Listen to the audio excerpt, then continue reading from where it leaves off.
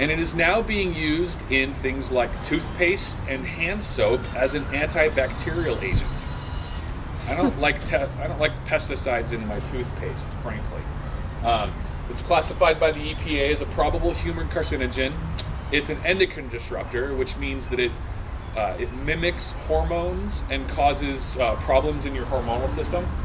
And it's also being possibly attributed to the creation of super diseases, hyper-resistant strains of different flus and so on. Acne treatments, hand soaps, all of this stuff on your skin, in your mouth. You don't want that kind of stuff there. So pay attention to that. It'll be listed as an active ingredient. You can find it. Grace mentioned water bottles and plastics. You guys have probably all seen news articles about BPA. And it was most famously villainized because of its presence in baby bottles and plastic items, soft malleable plastic items meant for children. The problem is it's actually an endocrine disruptor as well. It's specifically a estrogen imitator, so it imitates the effects of estrogen in your body, which can cause all sorts of developmental problems in children, which is why there was the big cry about we can't have BPA in our baby bottles. You don't want that. You don't want to be messing up your child's developmental stages in those points. The other place that we commonly find this is in the linings of cans. So metal cans, they're not just metal. On the inside, they have a lining. Is it white? I'm sorry? Is it white? It can be different colors. I've seen white coating inside. Right. So you have to pay attention to that kind of stuff. Often nowadays they'll actually say when their can linings are BPA free. They'll mention that on there.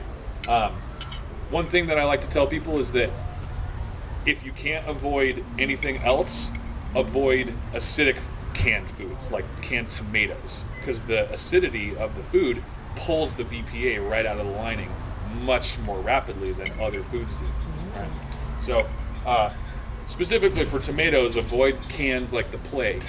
Other things, pay attention to it, and so that you know.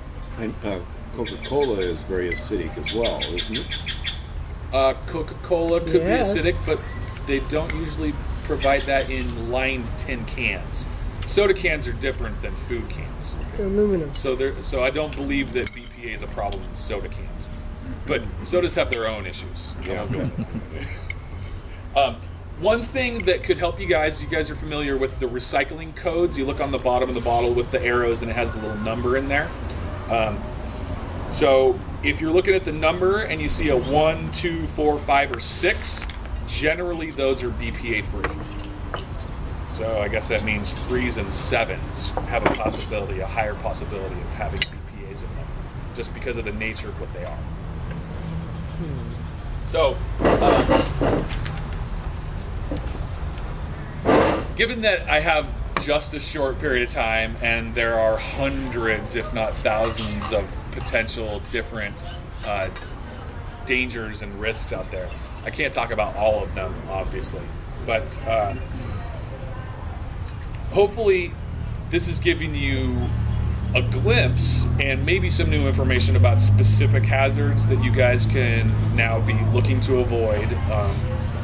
And so that leaves me with just basically